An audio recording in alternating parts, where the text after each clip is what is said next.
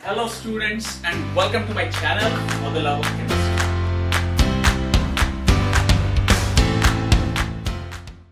This is the second video of the revision series for atomic structure. Last video में हमने जो पहला शुरुआत का पार्ट आता है रिसेंट डिस्कवरी ऑफ एटम, वहां से लेके रुदरफोर्ड्स मॉडल और फिर उसके बाद में फोटोइलेक्ट्रिक इफेक्ट, यहां तक के कॉन्सेप्ट्स के ऊपर क्वेश्चंस डिस्कस किए थे. सेकंड रिवीजन वीडियो है. सेकंड वीडियो का एजेंडा अपना बोर्स मॉडल डिस्कस करना है, एमिशन स्पेक्ट्रम डिस्कस करना है, and there is a lot to discuss because बहुत वैरायटी के क्वेश्चंस इसके ऊपर आते हैं. तो अभी सेकंड वीडियो में हम वो सारे क्वेश्चंस यहाँ पे डिस्कस करने वाले हैं. So let us now begin with those questions. All right, let us come to the first question. First question है, what is the wavelength of light emitted when an electron in H atom undergoes transition from n equal to 2 to n equal to 4? What is the color corresponding to their wavelength? Okay, so यहाँ पे ये emission spectrum का question है, क्योंकि अपना electron second level पे है और सेकेंड लेवल से वो फोर्थ लेवल पे ट्रांजिशन दिखा रहा है. सो आपको पता है ये अलग अलग स्पेक्ट्रम में अगर मैं एनर्जी के टर्म्स में इसको प्लॉट करूं तो I have different energy values और इलेक्ट्रॉन अलग अलग लेवल से अलग अलग पॉइंट पे ट्रांजिशन दिखाता है. सो हमें सीरीज ऑफ स्पेक्ट्रल लाइंस मिलती है और उन सीरीज ऑफ स्पेक्ट्रल लाइंस को हमने कैटेगराइज किया था लाइमन, बाल्मर, पैस्चन, ब्रैकेट, इनके हिसाब से. ये सारी चीजें या ये सारे टाइप के क्वेश्चंस इस टाइप के सॉल्व करने के लिए हमें चाहिए रिडबर्ग्स इक्वेशन. ठीक है, सो रिडबर्ग्स इक्वेशन क्या है? So 1 by lambda is equal to r into Z square 1 upon n1 square minus 1 upon n2 square. अब इसमें हमारा n1 होता है लोअर शेल. इस केस में आपको दिया है शेल 2 क्योंकि 4 से 2 में ट्रांजिशन हो रहा है. So the lower shell n1 will be 2. The value of n2 is higher shell जहां से ये ट्रांजिशन इनिशिएट होता है, वो रहेगा 4. Now the species is H atom. So obviously Z का value will be 1 for hydrogen. Atomic number यहाँ पे आप लिखोगे तो क्या आएगा? 1 आएगा.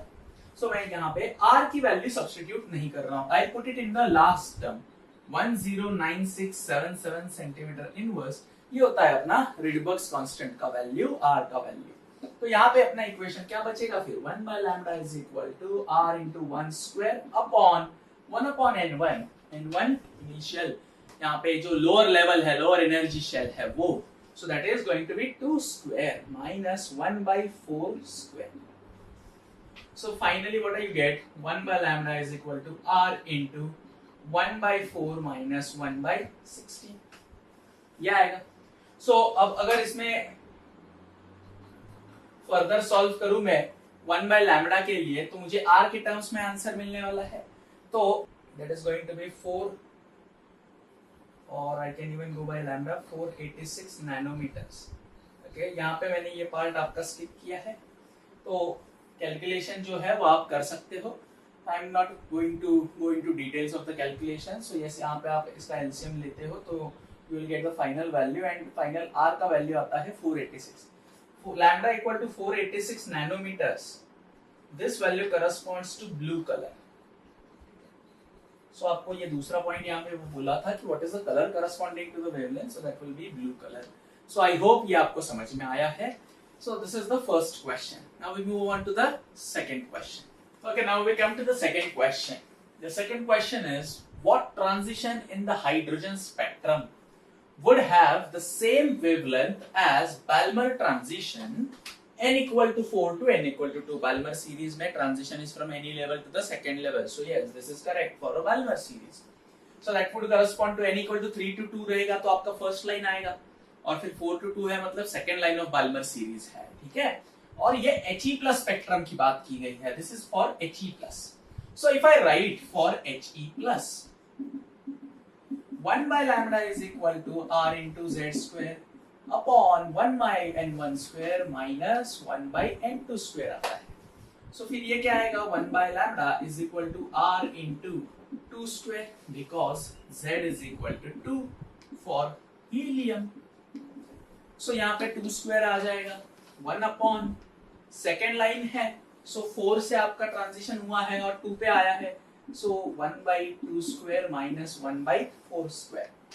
So this would be 1/4 minus 1/16. I call it equation 1. उन्होंने बोला है कौन सा transition for hydrogen spectrum will have same wavelength, मतलब ये लैम्डा जो है आपका वो सेम रहेगा हाइड्रोजन के केस में. So for H I will write 1 by lambda is equal to R into 1 square upon 1 upon n1 square minus 1 by n2 square. I call it equation 2. क्योंकि मेरे पास lambda same है, so I can equate the two equations. So therefore from 1 and 2, what I can write is R और R दोनों तरफ cancel हो जाएगा, so आपको मिलेगा 1 upon n1 square minus 1 by n2 square is equal to 4 into 1 by 4 minus 1 by 16. है क्या नहीं? ये आएगा. अभी अगर मैं ये 4 को अंदर ले लेता हूं तो फाइनली हम क्या लिखेंगे? Therefore 1 upon n1 square minus 1 by n2 square is equal to, this would become 1 by 1 minus 1 by 4. So that is basically 1 by 1 square या minus 1 by 2 square. ऐसे मैं लिख सकता हूँ. So therefore n1 is equal to 1 and n2 is equal to 2 for H atom. ये रहेगा आपका final answer. तो मैंने यहाँ पे इक्वेट किया, और इक्वेट क्यों किया? क्योंकि यहाँ पे वेवलेंथ क्या थी? सेम थी. तो रिडबल्स इक्वेशन यूज किया गिवन डेटा के लिए और उसको अप्लाई किया पूछे गए पार्ट के लिए, हाइड्रोजन के लिए कैसे आएगा. सो इक्वेट करके आपको ये फाइनल आंसर मिलता है.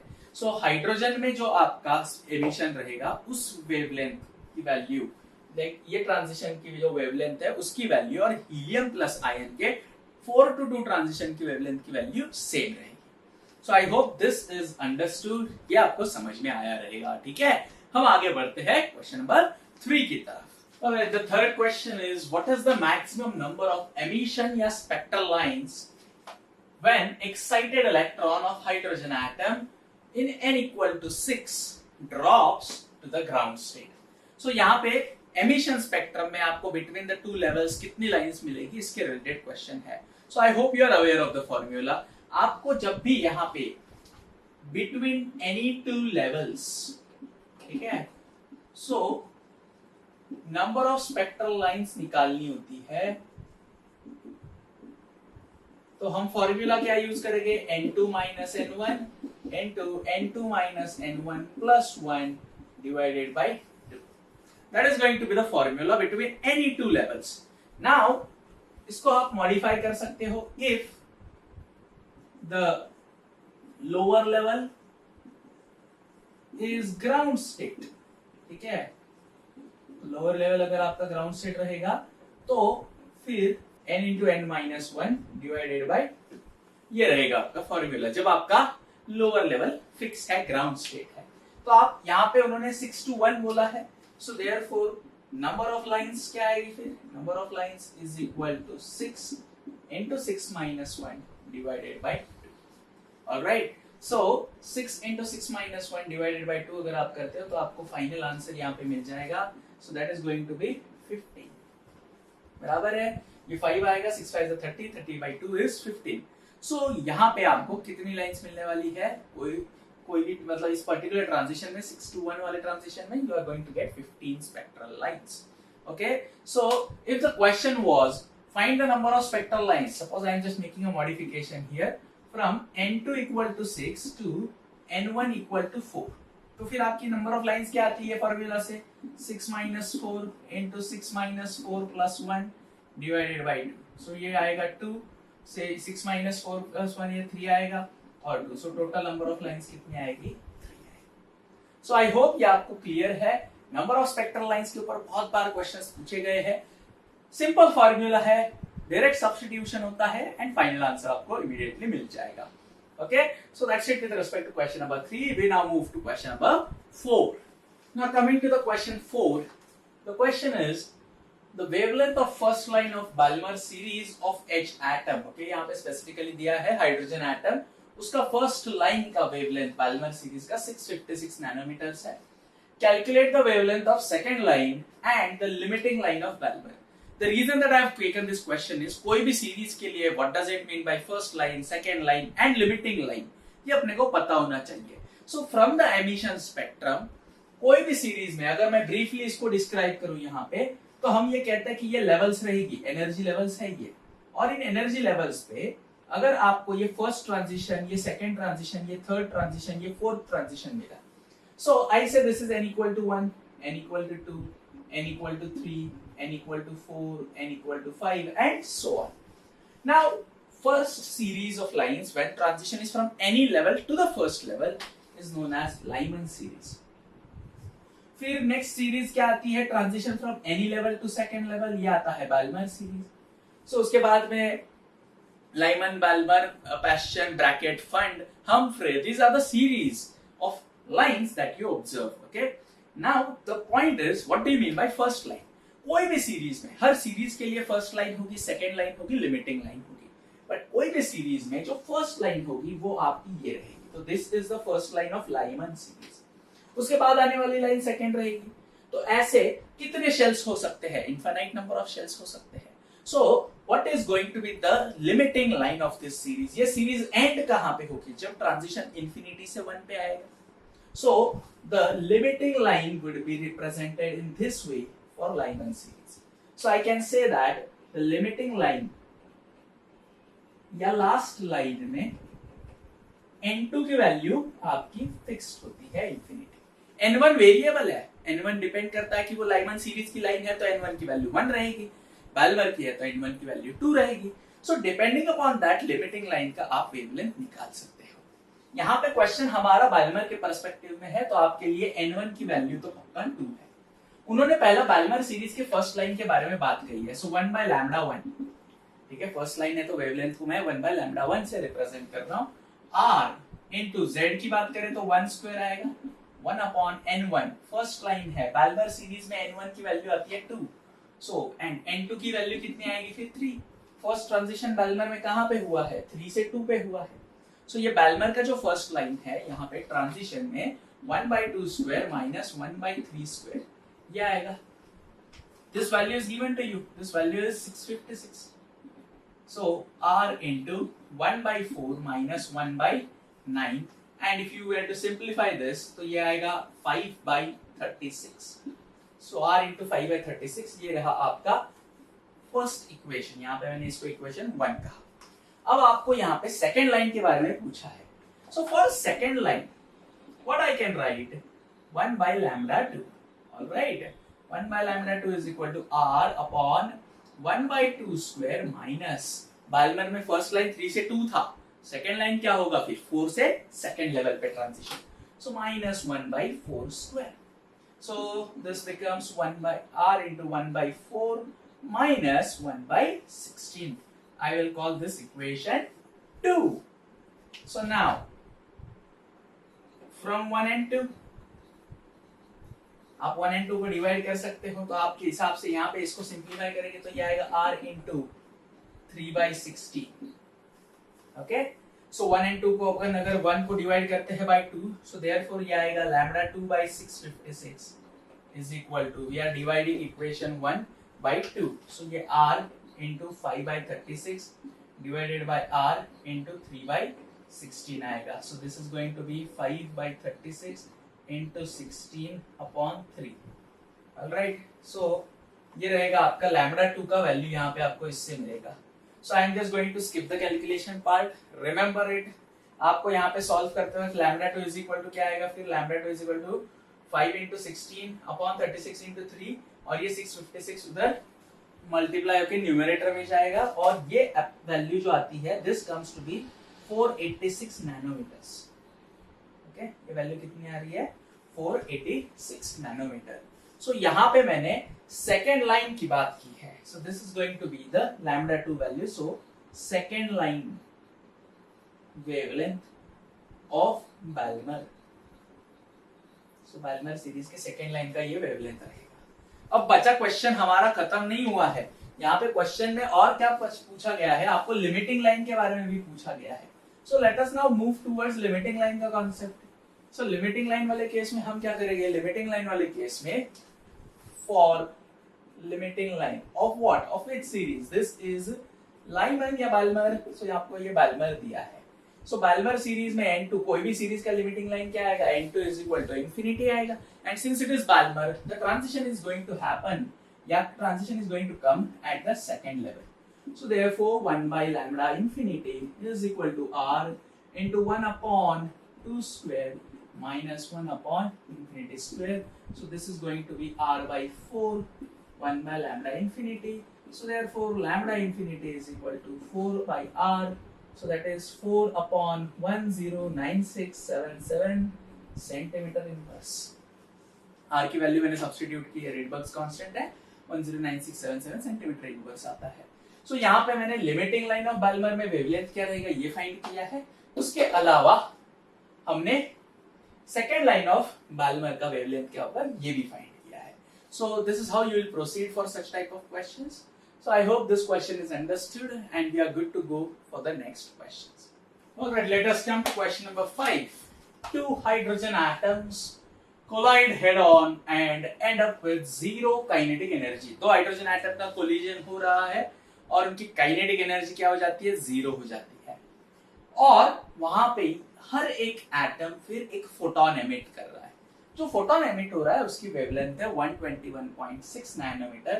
आपसे पूछा है कि अगर ये वेवलेंथ का ट्रांजिशन मुझे चाहिए या ये वेवलेंथ का रेडिएशन मुझे चाहिए तो वो वेवलेंथ जिस स्पेक्ट्रल लाइन को करस्पॉन्ड करेगी वो स्पेक्ट्रल लाइन के लिए n1 और n2 की वैल्यूज क्या है. ठीक है. So what is going to be the value for n1 and n2 ये आपसे पूछा है. नाउ n1 और n2 की वैल्यू फाइंड करने के लिए इस वेवलेंथ को आपको कोरिलेट करना है. बट ये सारे कोरिलेशन में what should be n1 and what should be n2 ये हम कैसे फाइंड करें. सो यहाँ पे मैग्नीट्यूड बहुत इंपॉर्टेंट है वेवलेंथ का. और ये क्वेश्चन तभी आपसे सॉल्व होगा जब आपको ये पता है कि this particular value for wavelength will correspond to which region of the electromagnetic spectrum. ठीक है. क्योंकि हम जो भी लाइंस देखते हैं, सीरीज ऑफ लाइंस देखते हैं, हर एक सीरीज ऑफ लाइंस एक पर्टिकुलर रीजन को बिलोंग करती है. लाइमन सीरीज की हम बात करें तो उसमें जो भी लाइंस आती है स्पेक्ट्रल लाइंस वो सारी आपकी यूवी रीजन को बिलोंग करती है. बाल्मर सीरीज की लाइंस आपकी विजिबल रीजन को बिलोंग करती है. उसके बाद पैस्चन हो गया, ब्रैकेट हो गया, these lines belong to the IR region. So we need to know that which series of lines belongs to which region. Apart from that वो पर्टिकुलर रीजन में एक जनरल आइडिया होना चाहिए कि क्या वेवलेंथ हो सकती है. आपको ये याद रखना है कि विजिबल लाइट अगर रहेगा so 4000 to 7500 ये है आपका रेंज. ठीक है. so 4000 to 7500 this is going to be the range in angstrom for the visible region. so आपको यहाँ पे जो वेवलेंथ दिया है that is 121.6 नैनोमीटर्स. so अगर इसको एंगस्ट्रॉम में कन्वर्ट करेंगे तो 1216 एंगस्ट्रॉम आएगा. सो आपको ये क्लियरली समझ में आया ये 1200 के आसपास वैल्यू है. So it does not belong to the visible light. So visible region में ये नहीं बिलोंग करता है, उससे कम है, मतलब यहाँ पे उसकी वेवलेंथ कम है, मतलब एनर्जी ज्यादा रहेगी. So the clear cut indication is the line belongs to which series, the series which is lying in the UV region. So Lyman series. So क्यों? क्योंकि आपका वेवलेंथ जो है वो लाइमन यूवी रीजन का है. सो देयरफॉर n1 की value आपकी आ गई 1. n2 हमें फाइंड करना है. So as usual 1 by lambda is equal to r. Now this is about h atom. So 1 का स्क्वायर z की वैल्यू 1 रहेगी. 1 upon 1 square minus 1 upon n2 square. So 1 upon 121.6 into 10 raised to minus 9 nanometre में दिया है is equal to r into 1 minus 1 upon n2 square. r की value भी यहाँ पे मैं सब्स्टिट्यूट कर देता हूँ 109677 सेंटीमीटर इनवर्स में. So you have to solve it thoroughly and then you'll finally get n2. So इसका आंसर मैं डायरेक्ट लिख रहा हूँ, n2 की वैल्यू आती है 2. ठीक है. So this is corresponding to the first line of Lyman series. Okay. First line of Lyman series. n2 is equal to 2, n1 is equal to 1. Okay. So this is how you approach such question. सो यहाँ पे ये idea होना चाहिए थोड़ा सा, ये visible region की जो वेवलेंथ होती है तो ये विबग्योर के हिसाब से ही हम लिखते हैं। तो वायलेट लाइट ये 4000 के आसपास आएगा, रेड कलर का लाइट है 7500 के आसपास वैल्यूज रहेगी, ठीक है। So you need to have a basic idea about these values also, only then such type of question can be solved. All right, so I hope you are clear with question number 5. We'll now proceed to question number 6. So now let us discuss question number 6. Question number 6 is ratio of frequency of revolution. Okay, question क्या है देखिए, frequency of revolution of electron in the second excited state of He plus and second state of hydrogen is. आपसे ratio पूछा है, ratio किसका पूछा है, frequency of revolution का पूछा है। तो फ्रीक्वेंसी ऑफ रिवोल्यूशन का रेशियो कौन से केस के लिए, एक है He प्लस के सेकेंड एक्साइटेड स्टेट के लिए और दूसरा है second state of hydrogen. Hydrogen का ग्राउंड स्टेट जो है वो फर्स्ट स्टेट कंसीडर किया जाएगा और उसके ऊपर का जो स्टेट है दैट इज n=2 वो हाइड्रोजन का सेकेंड स्टेट आएगा। और He प्लस की हम बात करें तो He प्लस हमने क्या किया, नॉर्मल एटम में से एक इलेक्ट्रॉन निकाला था। तो He प्लस का ग्राउंड स्टेट मतलब फर्स्ट शेल है, उसका फर्स्ट एक्साइटेड स्टेट मतलब सेकेंड शेल है और उसका सेकेंड एक्साइटेड स्टेट मतलब थर्ड शेल है, ठीक है। सो वो सब चीजें ठीक है, बट पहली बात ये है हाउ डू आई डिटरमाइन और how do I find the relation for frequency of revolution. तो यहाँ पे याद रखिए फ्रीक्वेंसी ऑफ रिवोल्यूशन कैसे निकाल सकते हो, आपका इलेक्ट्रॉन मूव कर रहा है एक पर्टिकुलर ऑर्बिट में, तो उस ऑर्बिट को हम अज्यूम करते हैं कि वो सर्कुलर है, तो उसका जो सरकमफेरेंस रहेगा वो 2πr रहेगा, बराबर है क्या। सो फ्रीक्वेंसी ऑफ रिवोल्यूशन को मैं न्यू करके लिख सकता हूं, that is going to be velocity upon circumference. So I will write it as v upon 2πr। अब बाकी चीजें तो मेरे पास पता नहीं है, मुझे कोई रिलेशन यहाँ पे दिया नहीं है, तो यहाँ पे I am considering the atom as Bohr's model से जो एटम अपना आता है it is containing n number of shells. So उसी लॉजिक से मुझे पता है कि velocity v is directly proportional to z by n and radius r is directly proportional to n square by z। ये अपने को बोर्स मॉडल से जो अपन रिलेशंस निकालते हैं, रेडियस का रिलेशन और वेलोसिटी का रिलेशन, वो हमारे पास है। So therefore I can say that frequency is v upon 2πr। तो यहाँ पे v is proportional to z, बराबर है क्या। तो यहाँ पे ये क्या आएगा, फिर frequency is also proportional to, ये आएगा v की सब्स्टिट्यूशन में z अपॉन n आ गया, into 1 अपॉन 2π रह गया, into r is proportional to n square by z। तो ये n स्क्वायर इधर आएगा और इधर आ जाएगा z।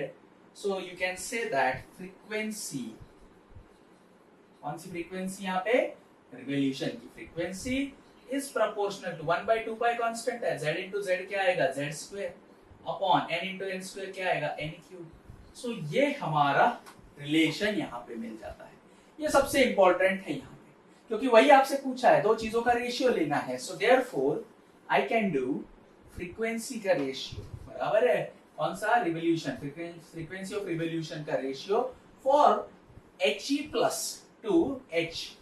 So He plus two H is equal to z square by n cube. तो z square by n cube, यहाँ पे He के लिए z की वैल्यू कितनी आएगी 2। So this is going to be 2 square divided by what is going to be the value for n। n है आपका शेल, यहाँ पे सेकेंड एक्साइटेड स्टेट है, मैंने पहले ही बताया आपको हाइड्रोजन है या हीलियम है, दोनों में फर्स्ट शेल आने वाला है, बट हीलियम प्लस के लिए फर्स्ट एक्साइटेड स्टेट मतलब उसका सेकेंड शेल है और सेकेंड एक्साइटेड स्टेट मतलब उसका थर्ड शेल है। So this is going to be 2 square upon 3 का cube divided by, for hydrogen क्या आएगा, z की value, second state of hydrogen है मतलब इमीडिएट ग्राउंड स्टेट 1 है, उसके ऊपर का state 2। So that is going to be 2 square into n cube. अभी यहाँ पे जो हाइड्रोजन की बात है, just a minute, this is z, so this is going to be 1 square and 2 का क्यूब, ये रहेगा आपका वैल्यू। सो ये कितना आता है फिर देखिए, this is going to be 4/27, ठीक है, into 8। So that is 32/27. So ये आपका फाइनल आंसर आता है. सो इस केस में आपको सबसे पहले फ्रीक्वेंसी ऑफ रिवोल्यूशन को एक्सप्रेस करके ये जो रेडियस और वेलोसिटी के जो रिलेशंस है उनके बेसिस पे ये एक्सप्रेशन डिराइव करने की बात आती है. ये अगर आपको आया तो बाकी चीजें बहुत आसान है. सब्स्टिट्यूशन था बस. यहाँ देखना Z और N में कंफ्यूज ना होइए. Z आपका एटॉमिक नंबर है, हीलियम का 2 है, हाइड्रोजन का 1 है, और ये N जो था ये आपका शेल नंबर है. So I guess shell number के पर्सपेक्टिव से रिस्पेक्ट में ये क्वेश्चन आप सॉल्व करोगे तो आपको फाइनल आंसर है 32/27 ये मिल जाएगा. ठीक है. सो ये क्वेश्चन एक इंटरेस्टिंग और अच्छा क्वेश्चन मैं कहूंगा. So please practice such type of questions also. So now we can move to the next 7th question. Alright, अब क्वेश्चन नंबर 7 जो है, क्वेश्चन नंबर 7 में एक आया कि the first ionization enthalpy of potassium is 100 kilo calories per mole. तो potassium आप देखो अल्कली अर्थ मेटल है, तो फर्स्ट इलेक्ट्रॉन निकालने के लिए जो उसकी एनर्जी लगती है वो है 100 kilo calories per mole. Calculate the lowest possible frequency of light that can ionize the potassium atom. So this is the energy that is required to remove the electron. So इतनी energy कौन सी frequency का light provide करेगा, ये question है. Simple है. बस यहाँ पे एक चीज आपको करनी है कि this is not given in SI unit. Energy जो यहाँ पे दी है कैलोरीज में है, you will have to first convert it into joules. So for that I can say ionisation enthalpy is equal to 100 kilo calorie है. So 10⁻³ से multiply करोगे तो आपको कैलोरीज मिल जाएगी. सो कैलोरी में आ गया इनटू दूसरी बात क्या आएगी, कैलोरीज में जूल में कन्वर्ट करना है. आपको पता है 1 calorie is equal to 4.18 joules. So इसको आप मल्टीप्लाई करोगे 4.18 टू बी मोर प्रिसाइज 4.184 से, तो ये आपको जूल में मिल जाएगा. That is going to be per mole value. So ionisation enthalpy per atom अगर चाहिए तो आप इसे डिवाइड करोगे अवोगाड्रोस नंबर से. That is going to be 6.022 into 10⁻23. सही है. So solving this first for ionization enthalpy per atom, which will give you the answer in joules. And once you get the answer in joules, आप उसको correlate या उससे आप frequency of light क्या चाहिए ये आप find कर सकते हो. इसका आंसर आता है 6.95 into 10⁻⁻19 जूल. ये रहता है इसका आंसर. ऐसा मैं फाइनली लिख रहा हूं. ठीक है. अब आते हैं E is equal to h nu, ये एक्सप्रेशन से तो nu equal to E by h आएगा. सो E आपका है 6.95 into 10⁻⁻19 divided by h is 6.626 into 10⁻⁻34. 1.05 into 10⁻15 hertz, क्योंकि यूनिट आपका ये SI रहेगा तो हर्ट्ज ये आपका आंसर आएगा. This is going to be your final value for frequency of light which can actually ionize the potassium atom. All right. So I hope ये question आपको समझा है. Relatively आसान question है. So please take a note of this. Okay. So question number 8 है. अब देखिए इस question में क्या बोला है. An electron in the third energy level of an excited He plus ion. तो He plus का excited level कौन सा है? थर्ड है. तो यहाँ पे हम ये कह सकते हैं कि the transition is N2 equal to 3. It goes back to the ground state. मतलब ये 3 to N1 equal to 1 ये ट्रांजिशन है. और इस प्रोसेस में फोटोन इज एमिटेड. ठीक है. और वो फोटोन एक स्टेशनरी हाइड्रोजन एटम एब्जॉर्ब कर लेता है. मतलब देखिए स्टोरी क्या है. एक इलेक्ट्रॉन आपका He+ में जो इलेक्ट्रॉन है वो थर्ड से फर्स्ट लेवल पे ट्रांजिशन दिखाता है. उस चक्कर में वो एनर्जी रिलीज करता है, और जो एनर्जी वो रिलीज करता है वो एनर्जी स्टेशनरी हाइड्रोजन एटम अपनी ग्राउंड स्टेट में एब्जॉर्ब कर रहा है. सो ऑब्वियसली आपके स्टेशनरी हाइड्रोजन एटम ने वो एनर्जी अगर एब्जॉर्ब की तो उसमें से वो अभी अपने को वहां पे हाइड्रोजन एटम से इलेक्ट्रॉन निकालने के लिए एनर्जी मिल रही है, क्योंकि whatever is the energy that you are supplying, a part of that energy is going to be utilised to remove the electron from hydrogen atom, and the question is the same. The velocity of the photoelectron ejected from hydrogen क्या रहेगा ये आपसे पूछा है. So let us use this data first. और मैं यहाँ पे इस डेटा के बेसिस पे ये कह सकता हूँ कि जो ये एनर्जी है that is going to be 13.6 into z square upon 1 upon n1 square minus 1 by n2 square. ये रिडबर्ग का मॉडिफिकेशन आता है डेल्टा E या चेंज इन एनर्जी के लिए, क्योंकि यहाँ पे change in energy third level और फर्स्ट लेवल के बीच में, और इसी चक्कर में ये 13.6 की वैल्यू आ गई। 13.6 की value, I hope you remember, 13.6 की वैल्यू हम इसीलिए लेते हैं क्योंकि कोई भी सिंगल इलेक्ट्रॉन स्पीसीज की फर्स्ट एनर्जी लेवल की वैल्यू 13.6 है। सो ये 13.6 into z square. Now for He plus z की वैल्यू विल बी 2, सो ये आएगा 13.6 into 2 का स्क्वायर into 1/1 minus 1/3 का स्क्वायर, सो 1/3 का स्क्वायर ये 9 आएगा। सो इसका आंसर आता है 13.6 into 4 into 8/9. So this is going to be your value for delta E, that is energy released when with the photon. तो photon के फॉर्म में जो एनर्जी रिलीज हो रही है उसकी वैल्यू ये है। इसको आप कैलकुलेट कीजिए। I am here going to write the direct answer, but I guess ये कैलकुलेशंस आपको करने ही पड़ेंगे। There is no alternative for that. Okay, so if I were to write the final answer for this, I get it as 48.35 joule. Okay, this is the final answer that I get. अब ये energy आपको transition से release की गई है, और वो आपके ट्रांजिशन से रिलीज हुई एनर्जी कौन गेन कर रहा है? यहाँ पे हाइड्रोजन गेन कर रहा है। सो अब मैं लिख सकता हूं कि total energy minus work function is equal to kinetic energy. ये हमारा इक्वेशन है। तो आपने टोटल एनर्जी जो सप्लाई की वो ये है 48.35, ये है आपकी जूल में, माइनस वर्क फंक्शन, मतलब आपका जो एनर्जी यहाँ पे सप्लाई किया गया है वो कितना था? सो दैट एनर्जी वाज 13.6, क्योंकि that is the energy required, minimum energy required to remove electron. So that value is going to be 13.6 is equal to kinetic energy is half into mv square. So obviously I can simplify this here. 48.35 minus 13.6 is equal to 1/2. Now m stands for mass of electron. Electron का मास कितना लिया जाता है? 9.1 into 10 raised to minus 31 kg, alright, into v square. और वही हमें पूछा है, क्योंकि वेलोसिटी ऑफ इजेक्टेड फोटोइलेक्ट्रॉन मतलब ये v का वैल्यू आएगा। ठीक है, so obviously ये calculations आप करोगे, it will take time, but there is no alternative for that. You will have to do the calculations on your own, and finally you will get the value of v as 1.5 into 10 raised to 6 metre पर second. यहाँ पे मैं direct answers लिख रहा हूँ क्योंकि मैं eight this point मैं ये समझता हूँ कि if I keep on calculating this, it is going to be a lot of time that I will waste doing those calculations, and I hope you are well aware of the fact that calculations can be done in whatever way is possible, smoothest way of calculations या आपने खुद के लिए device किए रहेंगे अभी तक के लिए या अभी तक के स्टडी में।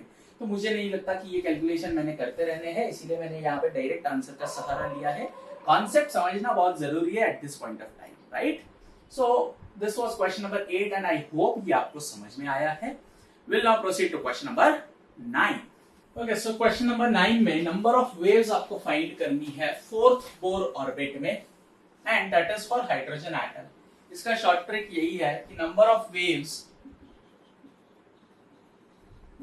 Is equal to shell number. ठीक है, तो इसका आंसर आपका आएगा 4। बट ये कैसे? तो इसके लिए मैं बता रहा हूं, number of waves is equal to कैसे हम निकालेंगे? तो सरकमफरेंस, क्योंकि हमारे पास जो है वो सर्कुलर ऑर्बिट है, तो सर्कुलर ऑर्बिट में आपके कितनी वेव्स है? तो एक वेव अगर रहेगी तो उसके करस्पॉन्डिंग जो लेंथ रहेगी उसकी वो क्या रहेगी? वेवलेंथ। सो सरकमफरेंस क्या आएगा फिर? 2πr, और ये वेवलेंथ क्या है? Lambda. So from D Broglie hypothesis, so D Broglie hypothesis से हमें पता है कि lambda is equal to h upon m into v. So therefore number of waves क्या होगा? Number of waves is equal to 2πr upon h into mv. तो फिर आगे क्या आ जाता है? 2π upon h into mvr. ये जो mvr है ये होता है एंगुलर मोमेंटम, और आपको पता है बोर के पोस्टुलेट से कि electron moves only in that orbit where its angular momentum is an integral multiple of h upon 2 pi. So ये रहा आपका इक्वेशन।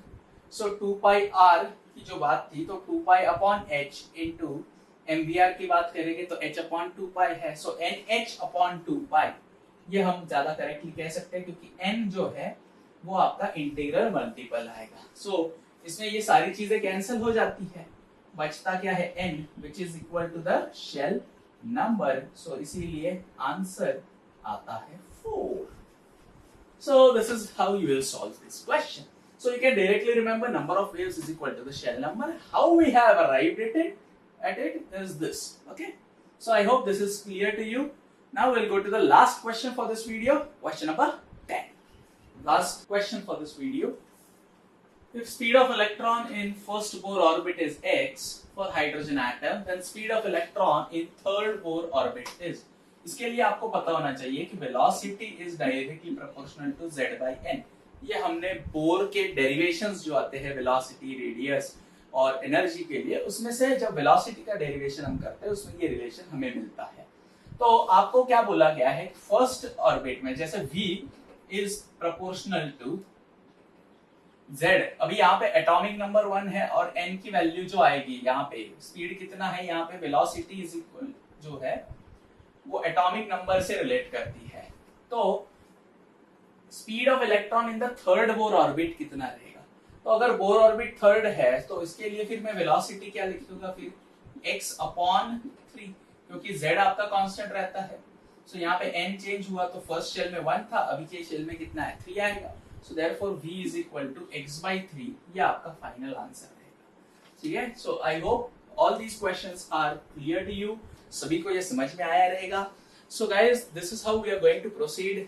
हर एक वीडियो में I will try to do maximum number of questions, relatable questions जो important है with respect to JEE mains, NEET and JEE Advanced. Okay, so ये तीनों के पर्सपेक्टिव में जो इंपॉर्टेंट क्वेश्चंस है वो अपन डिस्कस करते जाएंगे and I will try to put as many videos as possible without any delay, so that by the time the exam comes you will be clear with all the concepts.